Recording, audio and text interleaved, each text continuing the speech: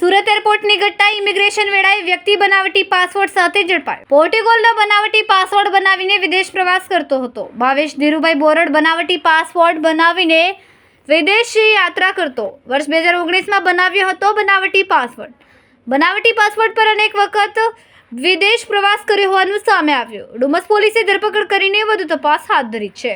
પોલીસે બનાવટી પાસપોર્ટ પણ જપ્ત કર્યો છે। બનાવટી પાસપોર્ટ ક્યાંથી બનાવ્યો, કોની પાસેથી બનાવ્યો તેની પણ તપાસ ચાલુ છે। તપાસમાં મોટા ખુલાસો થવાની પણ શક્યતા છે। સુરત શહેર ખાતે એક વ્યક્તિ જે મૂળ અમરેલીનો અને લાંબો સમય સુરત શહેર ખાતે રહેલો ભાવેશ બોરડ નામનો એક વ્યક્તિ છે, જેની વિરુદ્ધ ડુમસ પોલીસ સ્ટેશનમાં ફરજી પાસપોર્ટ બનાવીને એનો યુઝ કરવા બદલનો ગુનો દાખલ કરવામાં આવેલો છે। આ બાબતે હકીકત એવી છે કે આ જે ભાવેશ બોરડ છે એ મૂળ અમરેલીનો વતની છે અને સુરત ખાતે રહેતો હતો। કોરોના પહેલાં 2019ની અંદર તેણે પોતાના ભારતીય પાસપોર્ટ ઉપર અહીંથી પોર્ટુગલ ટુરિસ્ટ વિઝા ઉપર ગયેલ હતો।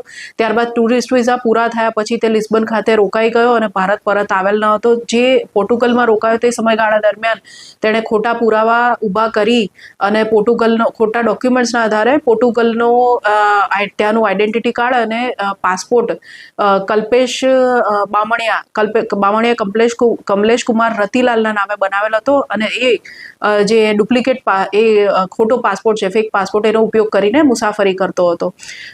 જે ઈસમ આ પાસપોર્ટ ઉપર જ્યારે થાઈલેન્ડના બેંકોકમાં મુસાફરી કરી ત્યારે ત્યાં ડિટેક્ટ થતાં કે ત્યાં ખોટો પાસપોર્ટ છે, એને પરત રિપોર્ટ કરવામાં આવેલો હતો। જે અંગે ઇમિગ્રેશન ઓફિસ દ્વારા સુરતમાં ડુમસ પોલીસ સ્ટેશન ખાતે તેને રજૂ કરી વિગતો આપવામાં આવતા અત્રે ગુનો દાખલ કરવામાં આવેલ છે।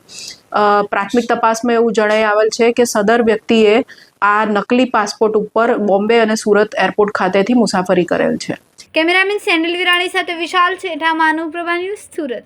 અમારા વિડીયોની નવી અપડેટ મેળવવા માટે સબસ્ક્રાઇબ કરો માનવપ્રભા ન્યૂઝ ચેનલને। બેલ આઇકન ક્લિક કરો લેટેસ્ટ વિડીયો સૌથી પહેલા મેળવવા માટે।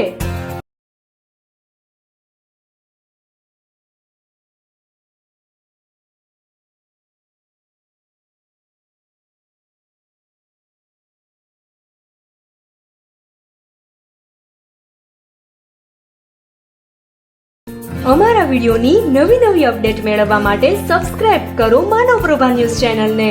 બેલ આઇકન ક્લિક કરો લેટેસ્ટ વિડીયો સૌથી પહેલા મેળવવા માટે।